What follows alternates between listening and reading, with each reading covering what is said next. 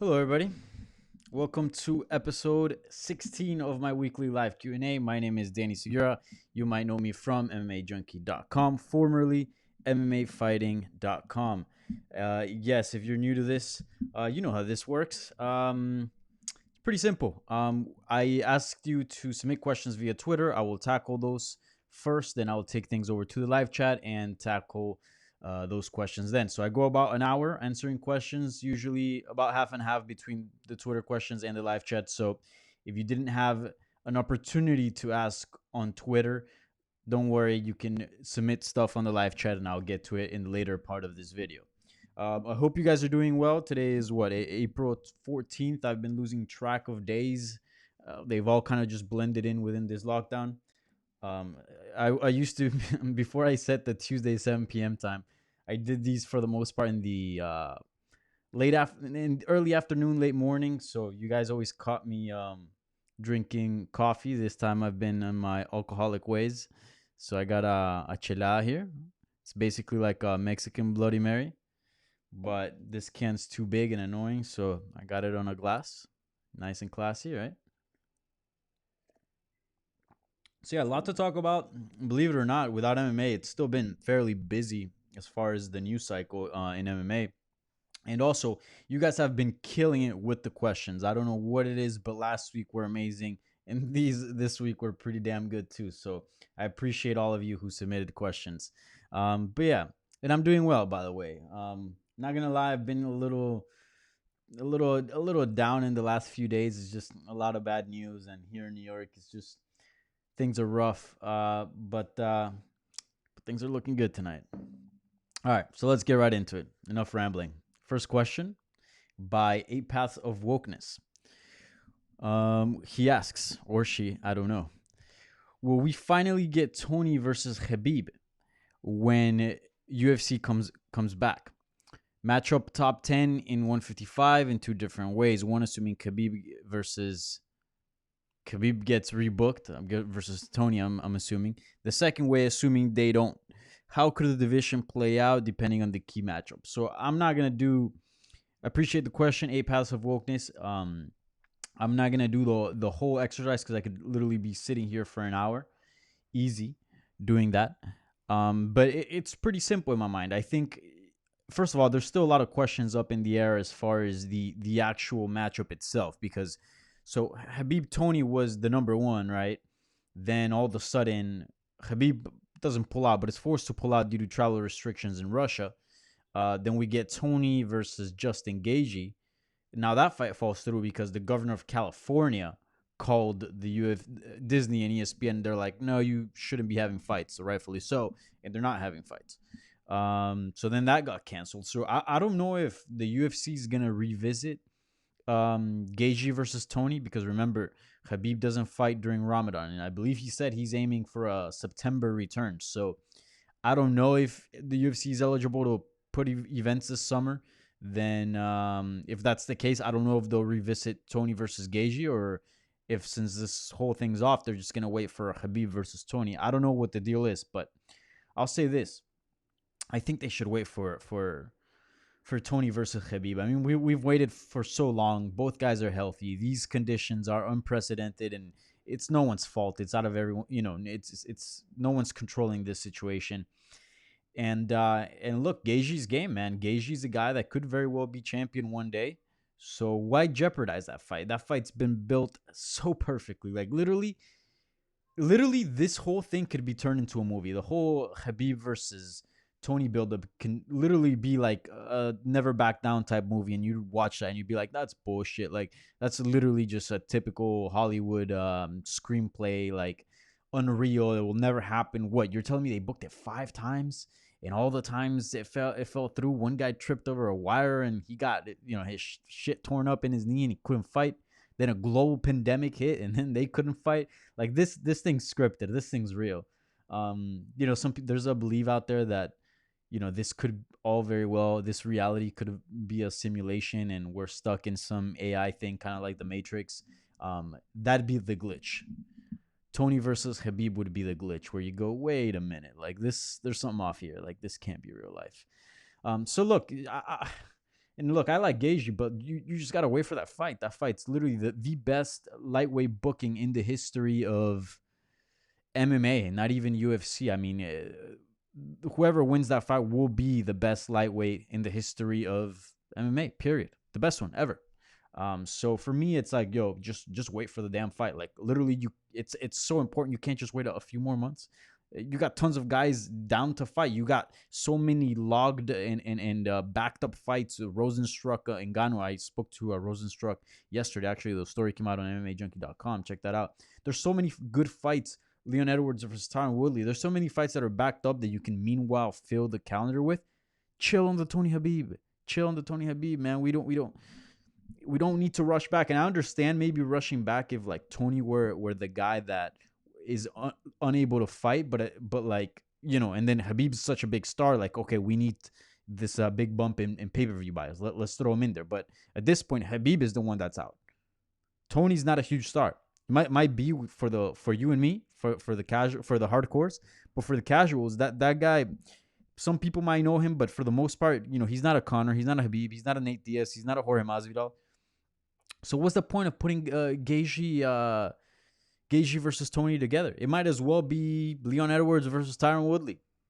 Still a big fight within our space, but in the casuals, it's not. So, yeah. So that's kind of where I stand on the thing. On the thing, if that's the case, and to answer your question, a passive wokeness, if they do decide to go with weight, which is the best option in my opinion, to wait for Ferguson versus Khabib, I think Justin Gaethje should fight Conor. If he's really itching to get back in there. If not, wait for the winner. You guys know how I feel about that. But at least he would get a nice big money fight. You know, fighting Conor is the second best thing to fighting for the title, or it might be even better depending on what you land. But that's not necessarily the case. Remember, Donald Cerrone kind of complained several times online about how he only got $200K to fight Conor, no pay-per-view points, and all that. So it's all about what deal you can strike. Fighting Conor doesn't necessarily mean the big bucks. Now, if you have the belt, now it's on contract that you get pay-per-view points. So fighting Conor, it does become a very big deal at that point. But fighting him without a belt, you know, that depends on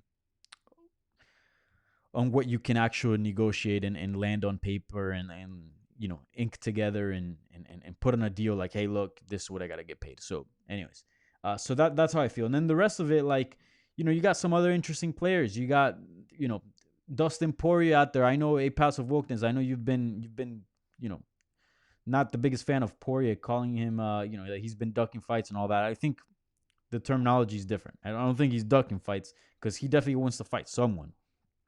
He's just being a little picky on who he fights. And look, he's got no rush to get back on the cage, so he's definitely in all his right of doing that. But I'll say this.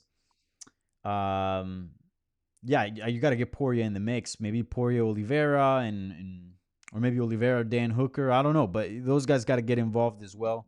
And you know, and it's a whole mix there with Conor and Poirier. So all those four guys have to fight each other at some point. So we'll see how that rolls out. All right. Question number 2.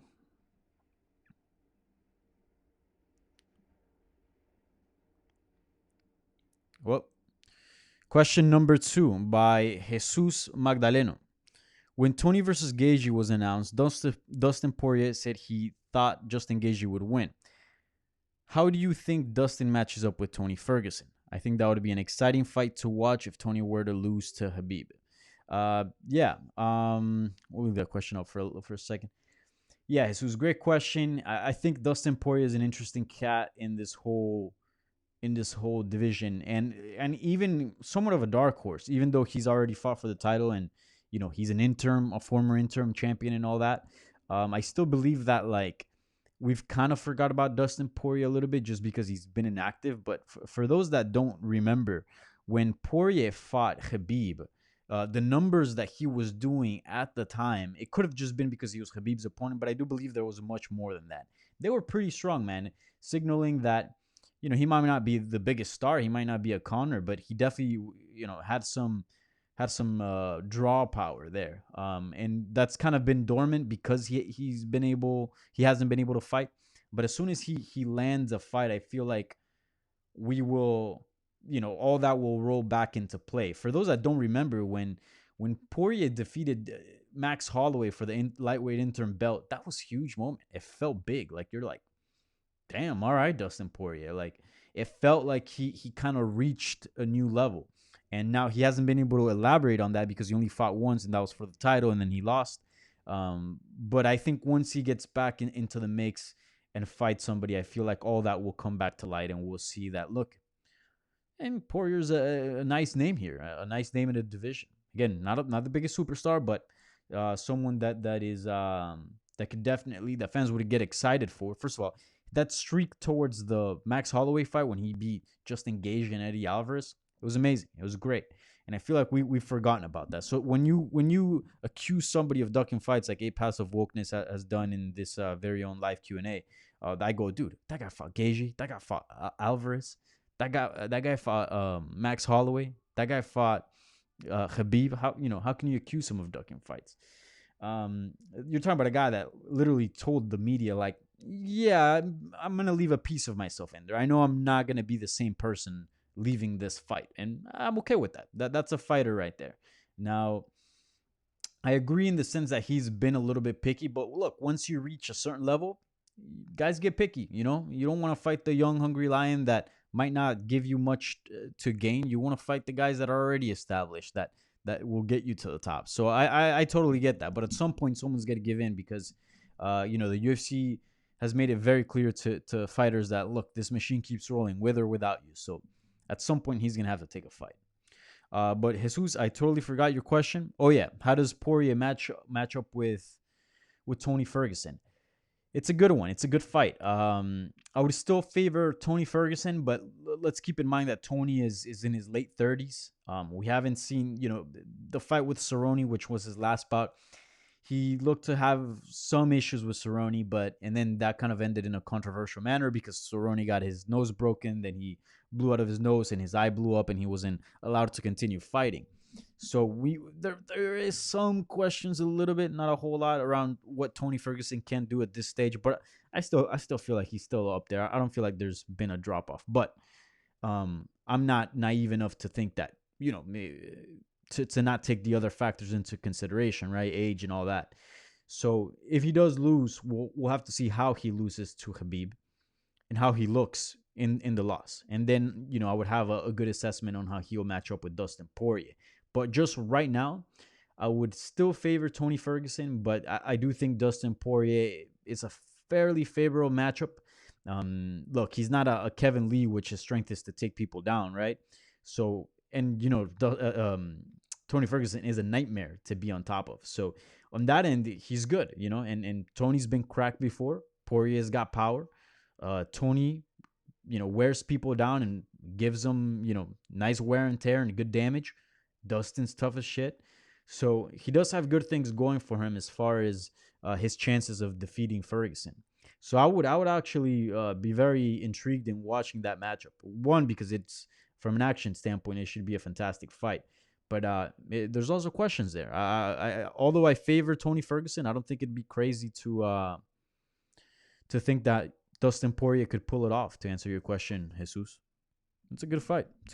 It could be it. If Dustin decides, I'm good, I'm just gonna take big names, that could be a good name for him. If let's say if Ferguson loses to Khabib, so Khabib gets Justin Gaethje, and then you want the guy that just fought for the belt.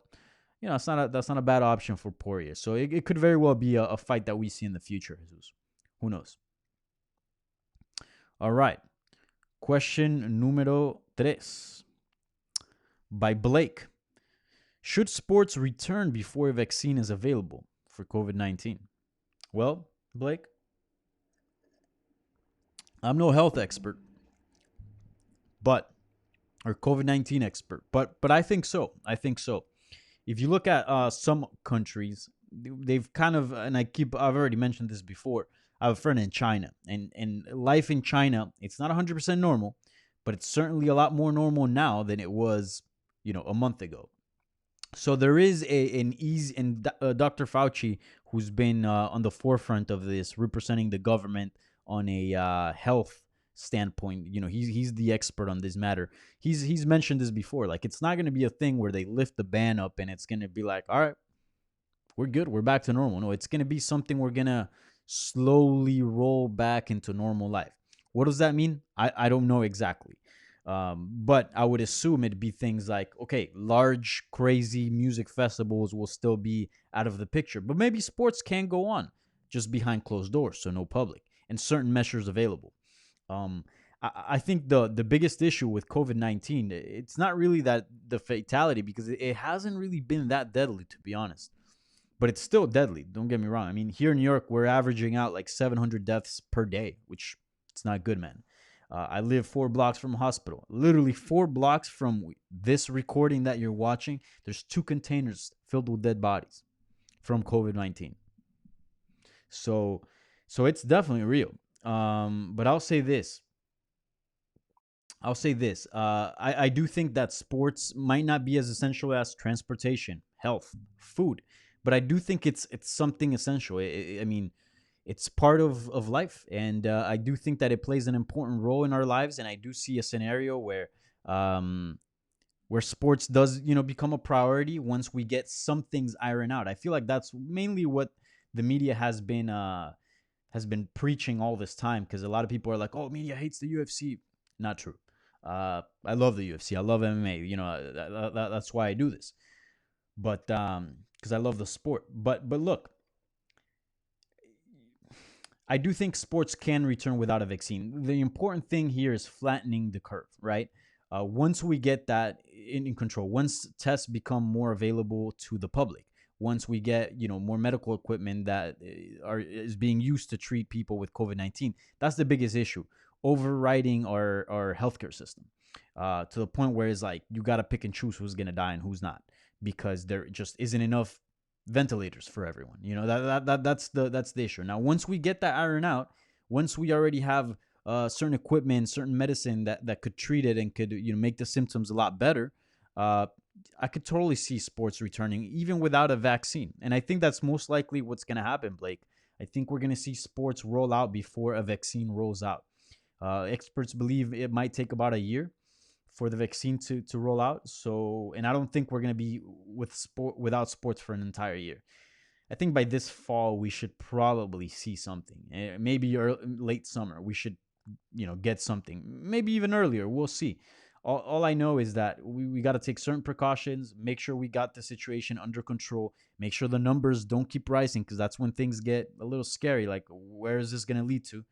And make sure testing's readily available for everyone, and we have all the medical equipment. Once that's done, maybe the restrictions, social distancing is still a thing, but maybe people that are from certain ages and don't have any underlying health conditions can go out. People, I don't know, 55 and up still have to stay home, and the government issues another stimulus package or whatever, and they get some money so they don't go broke, and they can afford food and pay rent and whatever. I don't know. Again, I'm no government.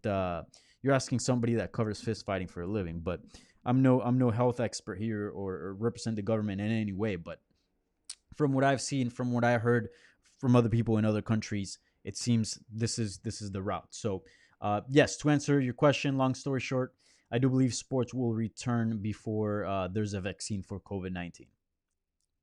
I appreciate that question, Blake. That was a very good question. Question número 4 from Jose Navarrete, or Navarrete if you want to get fancy. I don't know. Hey, Danny. Big fan since the Vox days. Appreciate it.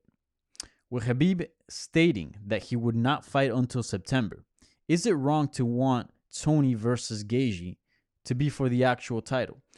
Khabib can always fight the winner when he returns. Conor versus Khabib does not need the title. That kind of does. I don't know. I mean, to answer your question, it is wrong. And I kind of addressed this at the beginning of the video. But, Jose, that fight needs to happen. And if it doesn't happen for outside circumstances, say they just keep booking it and someone keeps getting injured or something keeps happening, and the title still needs to get defended. So, all right, then send the next man in. And if Tony never gets, never finds his way back to the title, or Khabib loses it and goes on a terrible losing streak, and who knows, and he never finds Tony, then so be it. If it's not meant to be, it's not meant to be. But if we're gonna go out of our way and actually not, we should, the UFC should do everything within their control to make this fight happen. There's factors that could get in the way of that, but this COVID-19 situation is not one of those. This is something they could very well control. Again, just postpone the fight, postpone it till September. F it. Again, like I said, you have plenty of fights that are in logjam that you can roll out this summer that you don't need. That you don't need to have Gaethje versus Ferguson. So that's kind of where I stand on it. But look, if they make it, if it happens, I feel like it does have to be for an interim title. Again, it doesn't secure anything. Conor McGregor could very well jump the line and still find his way to Khabib, given the fact that he's Conor McGregor. But I would definitely feel a little bit more secure knowing that somebody's holding that interim belt. I'll feel a little bit more secure that person will be fighting Khabib next. Again, it's not set in stone. A interim title used to do that, used to make you the guy. It no longer does that, but it certainly improves your chances, I would say. So yeah, I do think it's wrong, man. I mean, don't get me wrong, it's a fantastic fight, and I'm dying to watch that fight. But like, it's not a big fight as far as for the casuals. It's not gonna break the box as far as pay-per-view buy. So what are we doing here? Is it just to keep the calendar busy? Because if that's the case, you got an entire roster that was willing to fight during a pandemic, literally go to a location that they didn't even know. Literally, people want to go to an island that we don't know much about it. So don't worry about that. You got plenty of fights to put on. So yeah, I don't understand the need for Ferguson versus Gaethje. I don't. Don't get me wrong, I think it's a fantastic fight. I would watch it because it's my job. I would enjoy it because I'm an MMA fan. But for the sake of history, Tony versus Khabib should be preserved at all costs. At all costs. If that means waiting a few more months, look, we've already waited a few years. I feel like we can hold on to a few months, especially during a global pandemic. I don't know. That's just me. Good question though, Jose. Because I feel like that fight did catch some traction. A lot of people were all of a sudden saying, I kind of like that a little better than the Ferguson-Khabib matchup. I've seen those comments. I don't agree with them, but I've seen them. All right. Question number 5. Dude, I feel like I'm flying through these. Maybe, right? Michael Terrell. Is it safe to say Conor doesn't fight until he can do it in front of an arena? So I've actually thought about this. So this is a pretty good question. It feels like the Apex or this Fight Island is going to be a thing. I don't know if Conor is going to do that. I mean, I don't want to call Conor bougie, but he is kind of bougie. I mean, at this point, he's a superstar. Dude's got tons of money. He's not going to fight under conditions where they're not favorable, where they're not comfortable. Same thing with Khabib. I mean, Khabib's a superstar, and he was like, what? I'm supposed to, like, he was saying, this is not professional. Like, what? I'm supposed to fight in a location that I don't know where it's going to take place. I'm supposed to train for a fight that I don't even know if it's going to happen or not. That's not professional. Fuck that. I'm going to Russia. Totally get it.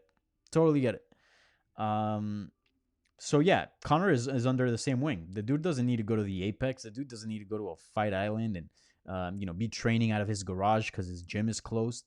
No, he's got enough money to sit out and see how this whole thing plays out. So I would say, to answer your question, Michael, I don't think he fights until things are fairly back into normal. That's just my feeling. And if you look at his Twitter and his Instagram, the dude's still training. Don't get me wrong, but he's not calling people out. He's not talking shit to Khabib. He's not really being Conor. I mean, right now, I don't feel like he's interested in fighting, and rightfully so. I mean, we're in a global crisis. Your mind should be elsewhere, at least most people's minds. But yeah, that dude's in no rush to fight. And he plus, we know that Khabib most likely will fight Tony, so he probably wants to see how that plays out first. So I don't see him rushing back to fighting anytime soon. Look at even Nate Diaz, like someone that likes to fight when there's a good opportunity out there to make some good money. At this point, the dude's not even considering it. Why? What? I'm going to train in a garage for a professional fight that's going to be huge? Nah. All these guys that got good money, they're gonna wait it out and see. What happens is the fighters that don't make a whole lot of money, and I get it, they need to pay bills. So those are the guys that are willing to go to Fight Island, to go to the Apex, to travel during a global pandemic and all that. And I get it. Look, if the government didn't close essential businesses, non-essential businesses, a lot of people would still be at work. That's how it is. A lot of people would still be serving tables, bartending, etc. That's just how it is.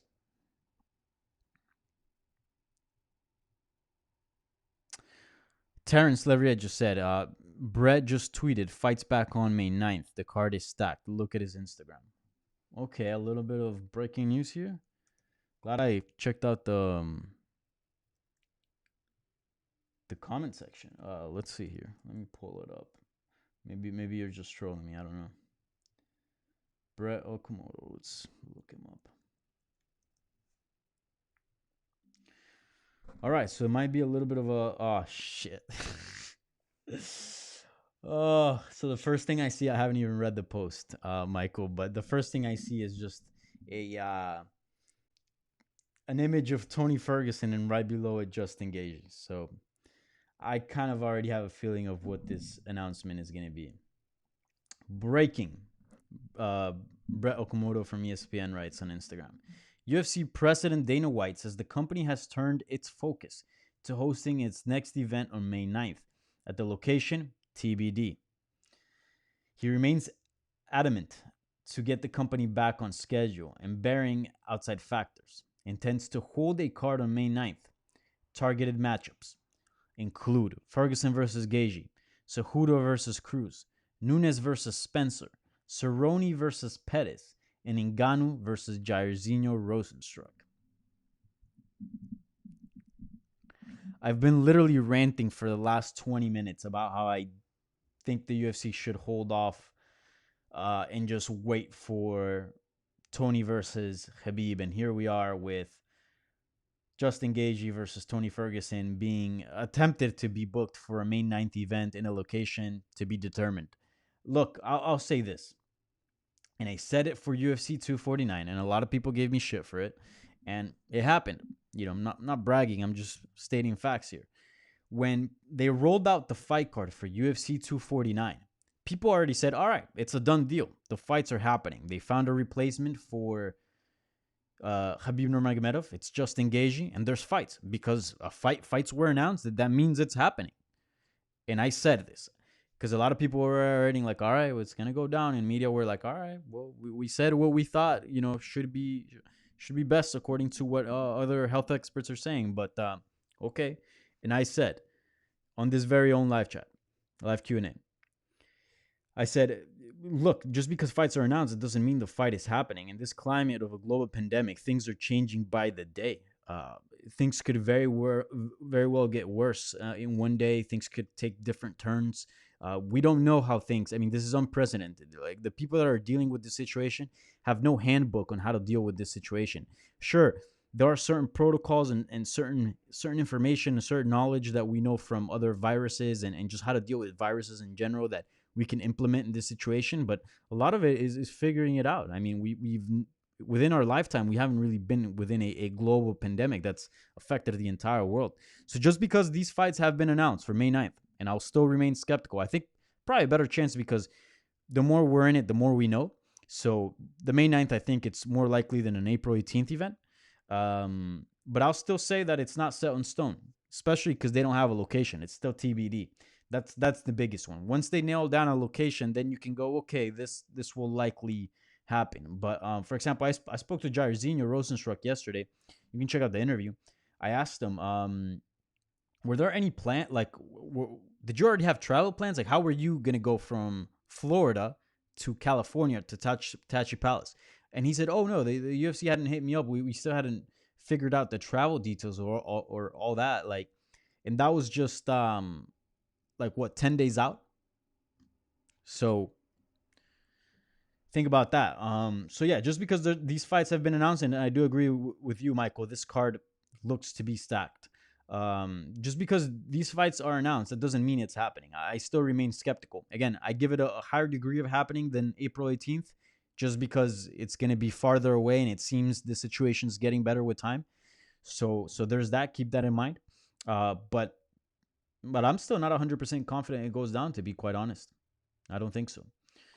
And it's sad. I mean, I'm not that I'm rooting for Ferguson, but I do want to see that Khabib Ferguson matchup because I do think it's an important one and it's a historical bout. So I'm not rooting for Ferguson, but I'll say that, I don't know. Again, I'm split. It's a fantastic fight, entertaining one between Gaethje and Ferguson, but I just don't, I just don't see the need for it.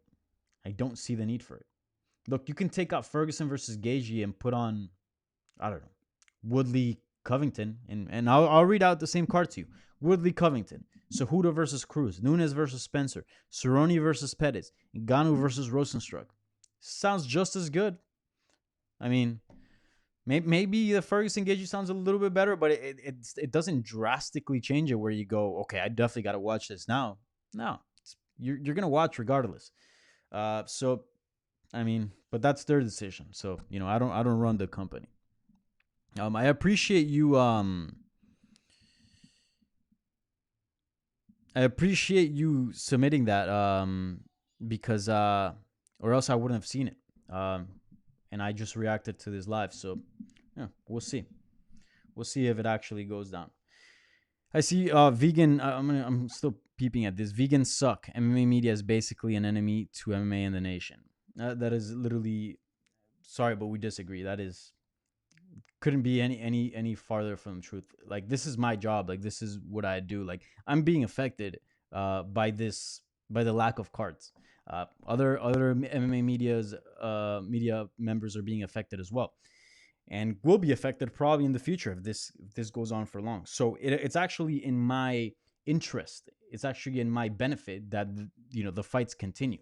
But above my financial gain, there's also the health and safety of others, which I have that ranked much higher than me making money. So yeah, but we're being affected by it. Don't think we're all chilling here and we're just criticizing from the sidelines and kind of cheering these fighters not to get paid and all this. That couldn't be any farther from the truth. We're being affected just as much as the fighters, maybe in different ways, but we're being affected as well. So it is in my own interest that the fights continue. But again, the health and safety of others goes above that. So yeah. All right, I'll continue with the questions, I guess. Then, if any further, I'll keep an eye on Twitter. If any other news develops, I'll react on it, live while we do this. But we'll see if actually some of the questions apply, because this news does change some of the questions that are being asked. So we'll see. I believe we were on what number 5? No, yeah, we were on 5, so now it's number 6. All right, the Seaside asks. This is a fantastic question, by the way. Shouts out to the Seaside. Which fight made you most emotional and why? So it depends what kind of emotional, right? There's a bunch of different emotions. It could be excitement, it could be whatever, but I'm guessing just emotional, just emotions, just in general, right? I always judged a good fight because over time, once you cover fights and you have sort of the media member perspective, you kind of start losing the fan feeling. So you no longer get as excited to watch fights. Like, you don't get me wrong, you enjoy them, but you're more worried about, okay, what's going on, who's winning, so at the end, whether the judges had it right or wrong, right? You're analyzing what happens during the fight, because all these things are things that you may want to ask the fighter after at the post-fight presser or in the future, etc. Like, you're just consuming and kind of making sense of everything on real time, as opposed to just sitting back and enjoying it. But when a fight is really, really good, say the most recent one, Joanna Jędrzejczyk versus Zhang Weili, that goes out the window, where you're just not even scoring rounds, where you just don't even, you forget you're a media member and you're just like, oh shit, and you're just like reacting like any other fan. That's always been my measurement of when a fight is really, really good. Is that elite level. That's how you should feel about it, where you just kind of forget about everything else. You drop everything and just absolutely focus on that. But I believe that's not exactly your question, but I did wanted to throw that in there. As far as getting emotional, not gonna lie, when Jose Aldo put away Jeremy Stevens, and Jeremy Stevens is a cool cat. I've interviewed him a few times. Nice guy. So nothing against him. But he had been on a bad streak, remember? And I think the thing that capped that off was the 13-second knockoff from Conor McGregor. And look, Jose Aldo's been a pro all the time, makes weight, shows up, fights hard. It's a guy that has a rough background, comes from a very poor area in Brazil and Rio. He comes from the favelas. He's had a tough life. It's a guy that's made it to the top, working hard, trying to achieve his dream. And he was undefeated for so long. Conor just completely disrespected him. Then on top of that, ran him over 13 seconds. Then, he had some tough losses. And yeah, it just looked like the end of Jose Aldo was very near, at least the Jose Aldo that we knew. And he goes in there and puts on a nasty body shot to Jeremy Stevens, wins the fight, and you just see him crying on the ground. And I felt something. I was like, damn, Jose Aldo. And, again, you got to be very neutral when you're media, but that's one of those rare moments where you kind of get emotional a little bit. You're like, good for you, bro. Good for you. But again, not that I was rooting for him or anything, but yeah, certain situations like that. I also remember when Mark Munoz retired. I believe when he retired, it might have been in let me pull that up so I'm not making things up. It might have been if it wasn't home, it was close to home. Okay, so he was actually born in Japan, but his nickname is the Filipino Wrecking Machine, and his last fight was in the Philippines. That's right. So he was like a hometown guy, and he was coming off. He was on a 3-fight losing streak.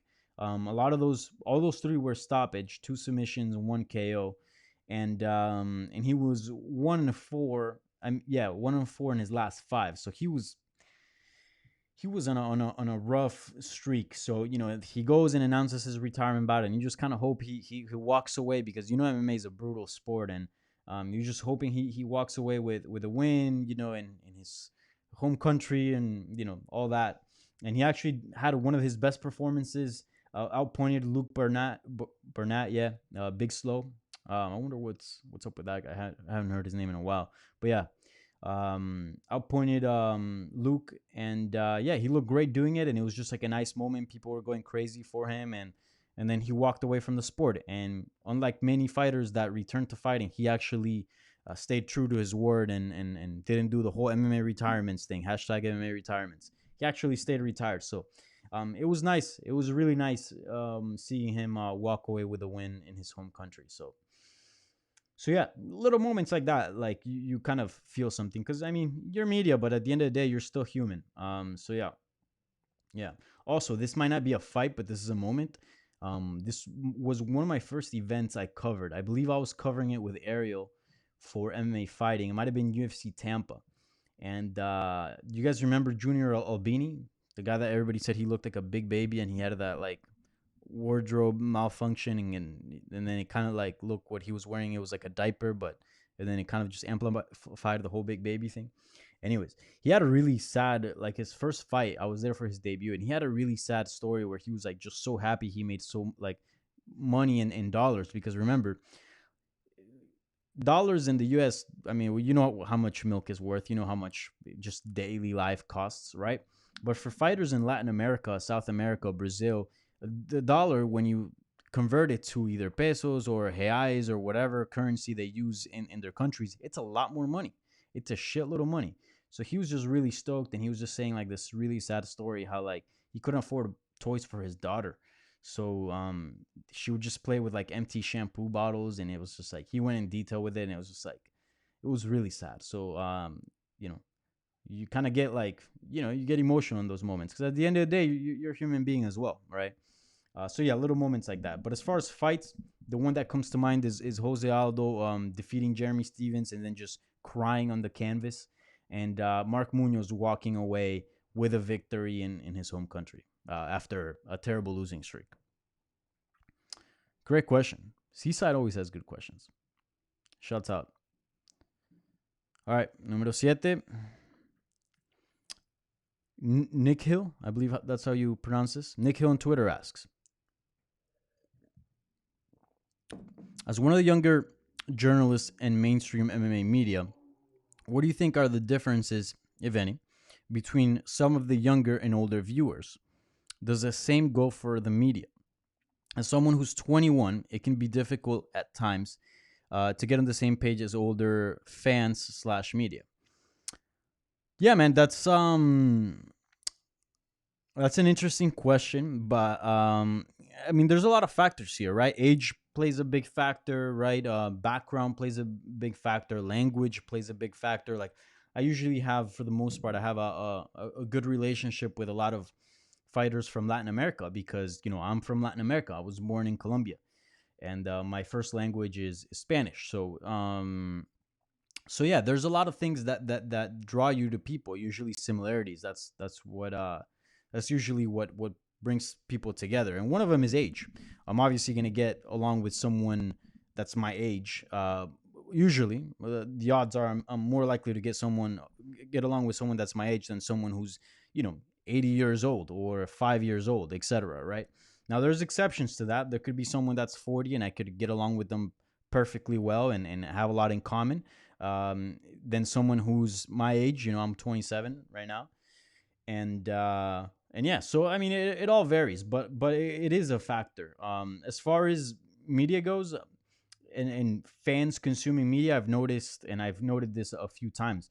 A lot of my audience is usually very young, from 18 to 34. It's over 50%. At least that's what YouTube says. I think it's like 54%. The rest is other. Now, again, it's not a determining factor of the people that follow me, but I do think it's a factor that does have some influence. And you're 21 and you're watching this live video right now. Hopefully, I mean, you asked on Twitter. I don't know. Maybe you're catching it after. I don't know. So it does influence. And also, I tell stories through my eyes, and I'm 27. So, a lot of the things that I'm gonna ask, even for example, I'll give you this example. I interviewed Adrian McKeon. He was born in 94. I was born in 92. So he's a 90s baby. And I had a lot more in common with him than I do with fighters that are, close to 40. And we were talking about hip hop, how 50 Cent in hip hop, he was like in the early 2000s, being a 90s kid, like he was the man. Like right now, 50 kind of became a joke a little bit, like memes and the whole, he's not as hip, he's not as the same as these other younger rappers. But I remember at the time, 50 was the man.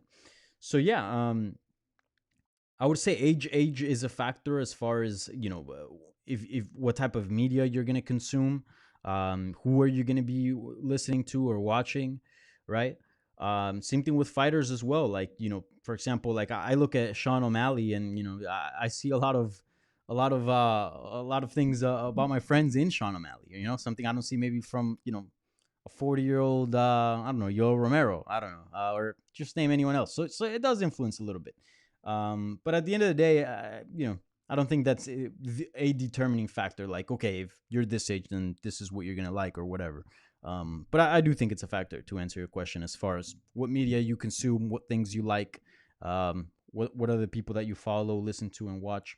So yeah, I do think it's a bit of a factor. All right. Last question as far as Twitter. You're doing your podcast right now, and your door flies open. It's Khabib. It's Tony Ferguson, and they're wrestling in your room. Would you, A, offer them some water, B, ask them to what the hell are they doing here, C, sit down with some popcorn, D, keep doing your podcast? Yo, if that were to happen right now, I would grab this webcam, so it'd be handheld, chug this, and just do play by play and watch my YouTube numbers go up, get those subscribers. Yeah, that's what I would do. I would just hook you guys up with the number one seat. Yeah, I would not keep doing this as far as answering your questions. I wouldn't question what the hell are they doing in my home. I'll just watch, enjoy the fight, record it, and give you guys some nice play by play. That's what I would do, because I got you guys. All right, so that does it. That's it for the Twitter questions. By the way, that is my @ on Twitter and Instagram. If you guys want to keep up with me and what I do, follow me on Twitter and Instagram at Danny Segura TV. Also, subscribe to this YouTube channel, like this video, all that good stuff. So yeah, let's take things over to the live chat.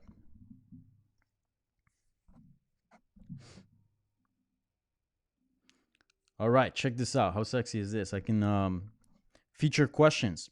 Alex Howie says, "How do you think, or do you think any MMA organization will end up folding because of COVID-19?" Um, that is a good question. Not any major ones. I don't think the UFC, Bellator, PFL. I don't think these big organizations. I don't think none of those organizations are gonna fold because of COVID-19.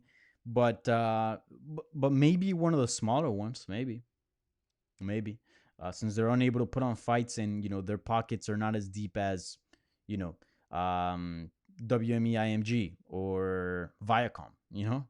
Those are pretty big companies.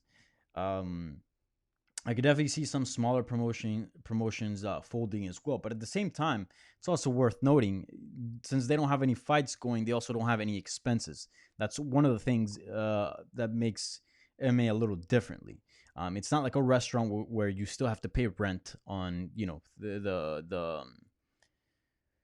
the place that the restaurant is in, right? None of those things. So you're not paying fighters, you're not paying venues, you're not paying maybe staff. I don't know if maybe you are now. Maybe they go on furlough. I don't know what the protocol is there. So I don't feel like MMA will be that affected on that end, but I can definitely see a scenario where smaller promotions maybe do fold, unfortunately, due to COVID-19. But as far as the big ones, you don't have to worry about that. UFC, Bellator, all those, and they'll be fine. They're backed by big companies, so they'll be all right.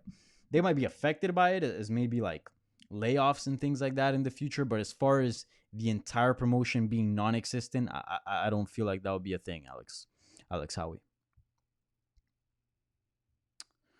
All right, still scrolling here on the chat.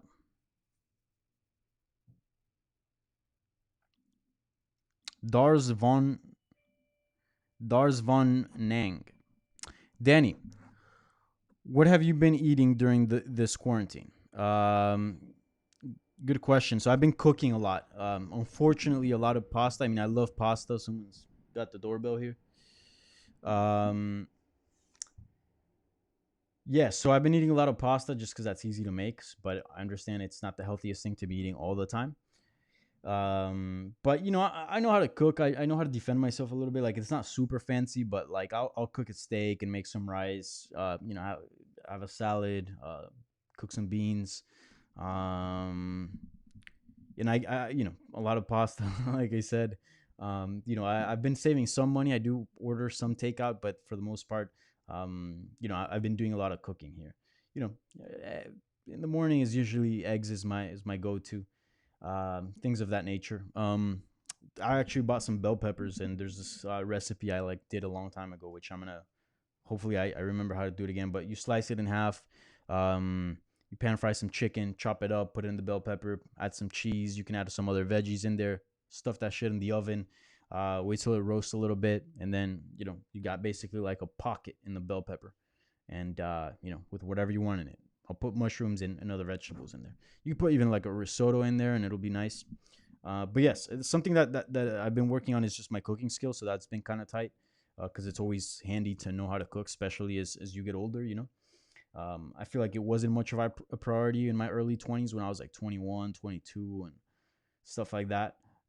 You're just basically eating whatever and just eating junk food for the most part. But once you get older, you start realizing like your body changes a little bit, and health becomes a priority. Like, no longer you can just eat whatever and be fine. So eating healthy is important. Plus, I don't know, if you ever want to have like a date over and cook them some dinner, you can impress them by doing that. That's like something nice. So it's a good skill to have. Again, if restaurants close, what are you gonna do, right? Eat your shitty food? No, bring your skills up and become a good cook, and just become. I feel like that's important as you get older. Great question though, Brandon. Danny, do you have who do you have winning in a Tyron Woodley versus Colby matchup? That's a good one. That's a great one. To be honest, I thought Tyron Woodley's last performance, which was against Kamaru Usman, was pretty poor. Was not good. I mean, he didn't do much. He didn't do much, and he'll admit it. He even said that wasn't me. I don't know if that's a thing because he's a lot older now. He's how old is Tyron Woodley? He might be like 37 or some shit. He's pretty old. I mean, he still looks like a beast. Don't get me wrong. But a lot of fighters have looked like beasts and they don't perform. He's 38. But again, we've seen guys. Look at Joel. You look at some other guys that are old and or older, and they're still performing good athletically, or they find a way around that. So, one of the I think that's a good indication of how brilliant and how smart a fighter actually is. I still stand by the comment that I've said this for many years now. I think Alistair Overeem is one of the smartest fighters in MMA. His body clearly changed some time ago. There's people that have theories as to why that is. Obviously, he's been caught for wait, actually, let me verify that. He's definitely looked a lot more different. He looks a lot smaller now than he did a few years ago. Has he been caught for PEDs?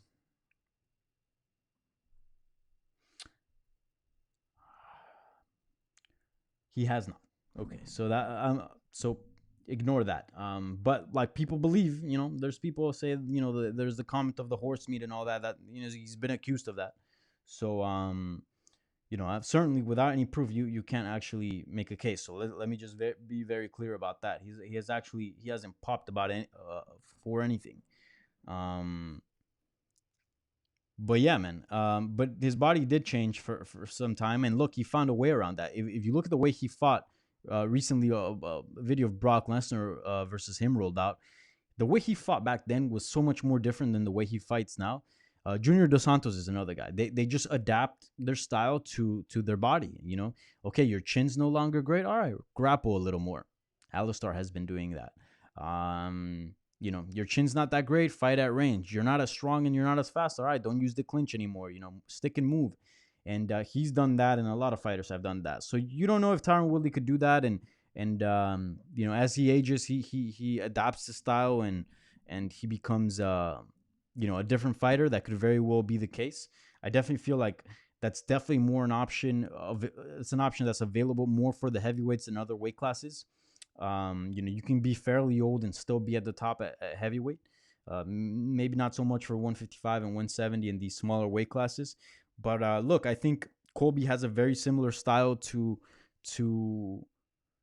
Kamaru Usman's, and I do believe he could employ a strategy like Kamaru Usman's, which worked very well against a guy like Tyron Woodley. So I would actually favor Colby Covington in that fight against Woodley.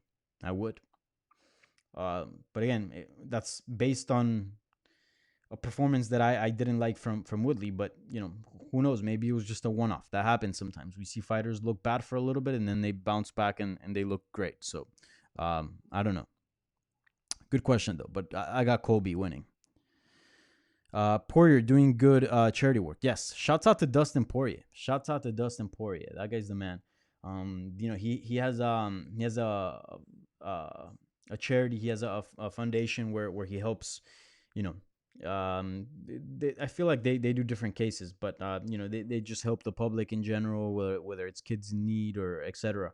And yeah, that man does great work, and it should be highlighted. We should see more of that. And it doesn't always have to be monetarily. Like it doesn't. You don't always have to put down money to help others. Whether it's just like examples, like just being socially helping people just in social situations, etc. Being a role model as well. Teaching kids about staying in the right path. And remember, John Jones did some community service about that and a while ago and told kids to stay on the right path, not do drugs and do all this. Like, you can do things outside of donating money. But that man does it all. Shouts out to him.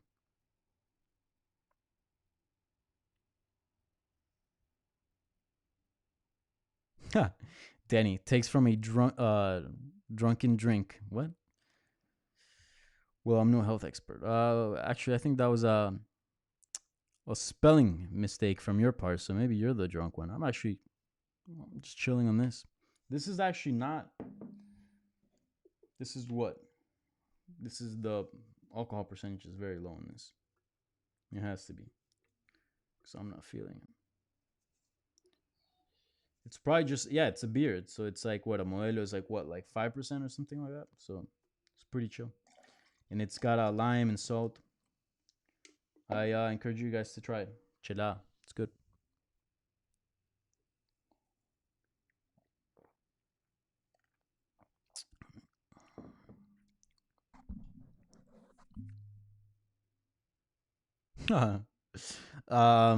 JG asks, would you go tip to tip with Brian Campbell to urinate with Donk Master Luke Thomas? No, I would not go tip to tip with anyone.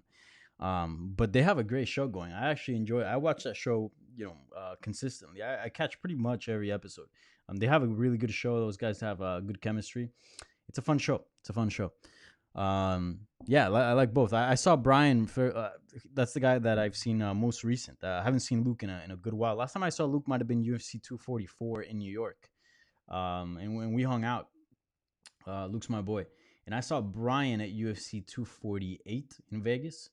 Um, Believe it or not, like for the MMA beat, he always came in with like this crazy energy because it'd be kind of early, like because like remember we went live at noon for the MMA beat, but we had to be there like way before because you gotta get mic'd up, you gotta do a few trials, make sure everything's working right. So you gotta go there, you gotta show up a little before. And me, since I was in a producer role, there was well, it was more with the hour, but I would always show up early to the office.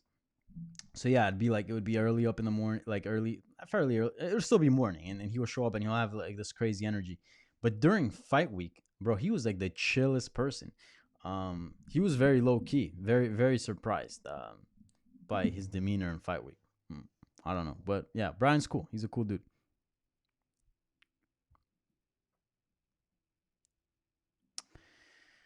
Alex Howie, thoughts on Florida changing their essentials work list to include MMA and WWE? Yeah, so I haven't read up too much on that. Today's actually my day off, so I usually try to do other things other than reading MMA because that's what I do for my job. So it can get, you got to find a balance, and so you don't like overdo it and you're not like burnt out because that can happen. There's definitely been times in my professional career where I've been burnt out from MMA, not because I don't like the sport, but it's just too much.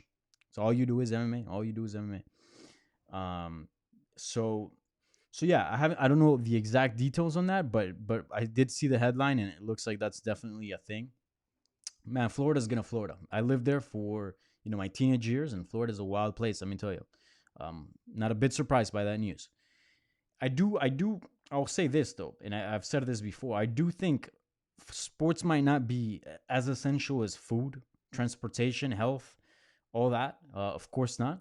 But I do think they do play an important role in lifting people's spirits up and getting back into normalcy. And I do think, like I said, I do believe sports will be around before there's a vaccine.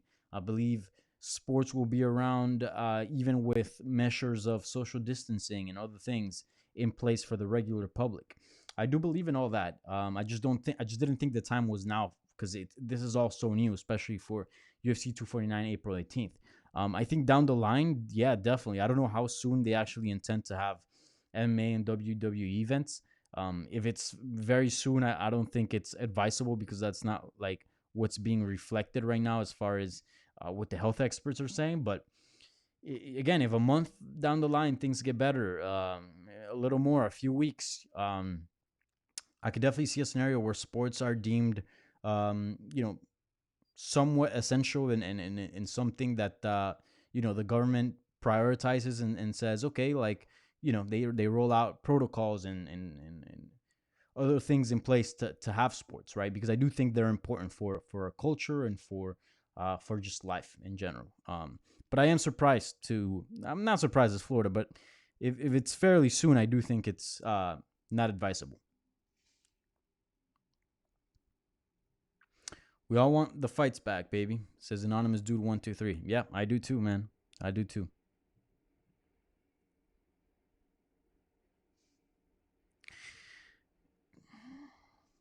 Any chances Ben Askren and Ariel fight in a boxing match? No, and Ben Askren would smoke Ariel. He's a professional fighter. Did you see some of the blows he landed on Damian Maia? Some of those were good. Some of those were pretty good. Yeah. I mean, Ariel's a media member. Any professional fighter would beat up a media member. It's that simple. Unless you're like a Dan Hardy or I don't know, like what other fighter does media? Like a Frank Trigg or something like that. I don't think he does media anymore, but I'm talking about just straight up media members. Any fighter, any even amateur fighter would probably, most likely, smoke a media member. What's up, compa? What's good, brother? Oh, yeah.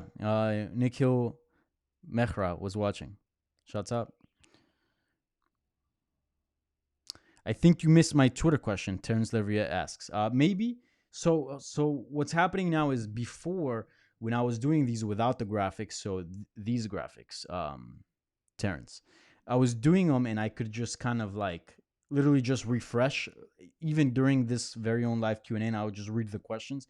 But because I have to add the questions onto the system before I go live, if you submitted it like just a few minutes before or during, I'm not gonna get to it. So that's the only small little asterisk that I gotta add. If you want your question featured here, as far as the Twitter questions, you gotta ask it ahead of time. I would say like before 6, because I go live at 7. Like if you give me an hour heads up, I feel like that's good enough.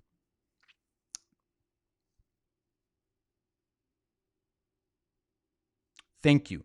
Royan Lee, I felt bad. Let me feature this. I feel bad about the attack that's happened on MMA media. Every writer and podcaster seems to feel the need to defend themselves. How bad has it been? Dude, it hasn't been good. Just look at Twitter. There's been managers that have threatened the media of, you're not talking to my fighters anymore. It's like, bro, that ain't good for your fighters. Like, your fighters need us just as much as we need them. Like, yeah, we need stories and we need access to get these stories out and get content out on the side. But how do you think your fighter is going to get known?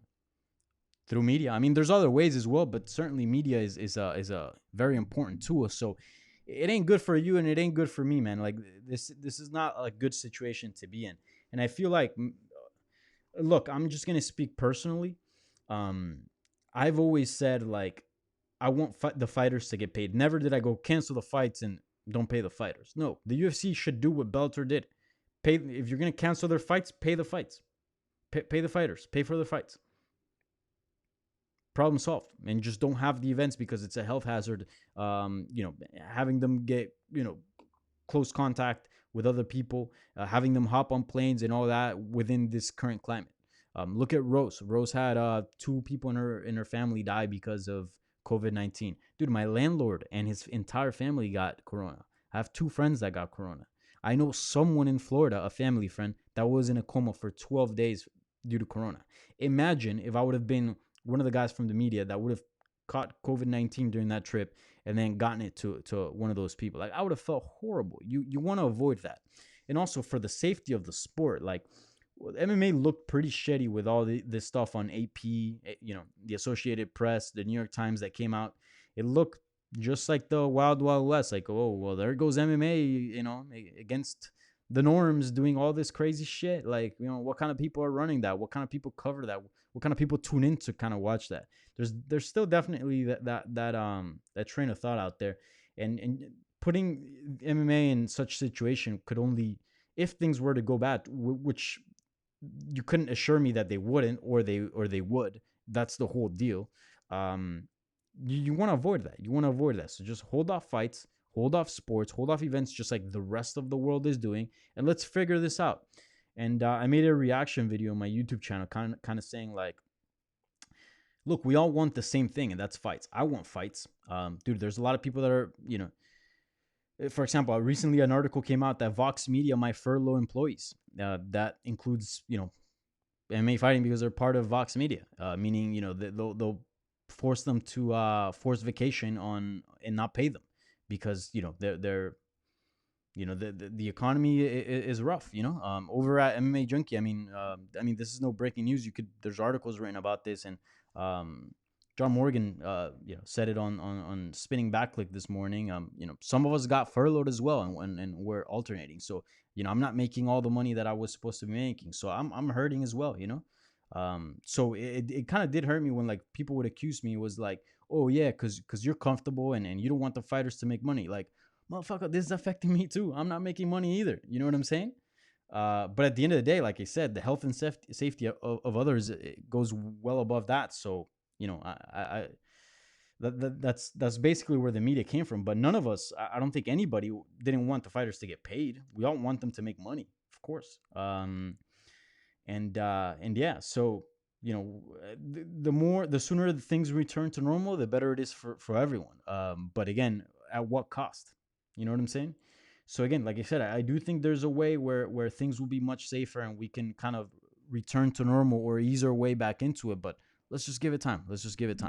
And yeah, I mean, I didn't understand all the bitterness on Twitter. Like, dude, we all want the same thing, and that's fights. So let's get together. If you look at soccer, European soccer, the way they're doing it, they're working together. Clubs, players, FIFA, like the actual bodies, right? They're all working in conjunction and spreading the message of wash your hands, social distance, be responsible. And within our community, are we doing that job? Are we doing a good job as a community to contribute in these tough times? Are we? Look at the UFC's Twitter. Look at other Twitters. You don't see the same social awareness as far as that. Together, again, and MMA can influence a lot of people, young people especially. We can influence them into making better decisions within these times that could potentially have effects on the curve if we all work together, and could potentially help us get back to normal much quicker. So that was my whole making that video thing. Like, yo, we all want the same thing, and that's fights. So let's work together to flatten the fuck out of this curve. Let's work in conjunction. Let's tell people to practice social distancing. Let's spread the right information out there. And in the meantime, let's get creative about content we could do and other things to as a community to kind of keep the sport going. Like, for example, La Liga did FIFA tournaments. So Marcos Llorente and like professional football players were playing, and they had a tournament. And they even brought in narrators. So the narrators were narrating the match. So say like DC and I don't know, Derek Lewis hop on EA Sports the UFC game and they fight each other and they make a tournament. And you got Dan Hardy narrating with that's cool stuff. I mean, there's so many ways, so many things you can do outside of actual fighting in these times to kind of still give something to the public that's actually in accordance to what we're living. But fights at this point in time is definitely not a thing. Maybe down the line, maybe May 9th seems a little promising. Not going to lie, but April 18th was just too soon, man. Just too soon. Again, look, I live here in New York and things are rough, man. I go on a bike ride every now and then and you just see ambulances parked out of apartments, taking out bodies. That's how it is. It's pretty creepy. It's pretty creepy. You walk 4 blocks down there, there's 2 containers with dead bodies, and there's like plastic tarp, and it looks. Did you guys ever play Left 4 Dead on Xbox? It might have been on PS. That's kind of what it looks like. It looks very post-apocalyptic. It's creepy. You go to my bodega. Like the cashier and the guy that works at the deli, everything's covered in plastic, so you can't really interact all that well. It's all weird here, man. It's all creepy. But yeah, man, I didn't get the whole bitterness and attacking. Like, bro, we all want the same thing. We all have the same goal. So instead of attacking each other, and I didn't attack anyone, just to be very clear. Let's just work together into making this situation better. We're all in it. Might as well work together, right? Make the best of it. All right, so I just realized I passed the hour mark, so I'm gonna quickly scroll down the line. What are your favorite top 5 combat sports movies? I do not like combat sports movies, except all the Bruce Lee I'll recommend. Bloodsport, by the way, all those old school ones I like, the martial arts one, but like the Never Back Down, the MMA, the MMA movies I don't like. For the most part, all of them have been fairly cheesy. what was the other one with what's his name, with the guy that did Mall Cop. That one's pretty. I mean, it was entertaining. It's just not my type of movie.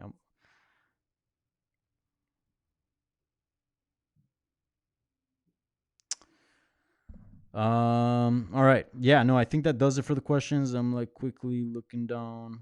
Let's see.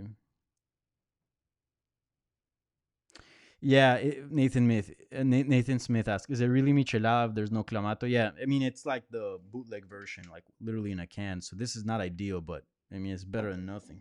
I had it on my fridge for a really long time, so I'm like, might as well kill this. Yeah. All right. Cool. Yeah, that's all I got. I'm gonna call it quits here. I appreciate everybody that tuned in. Remember, give this video a thumbs up, please, please, please.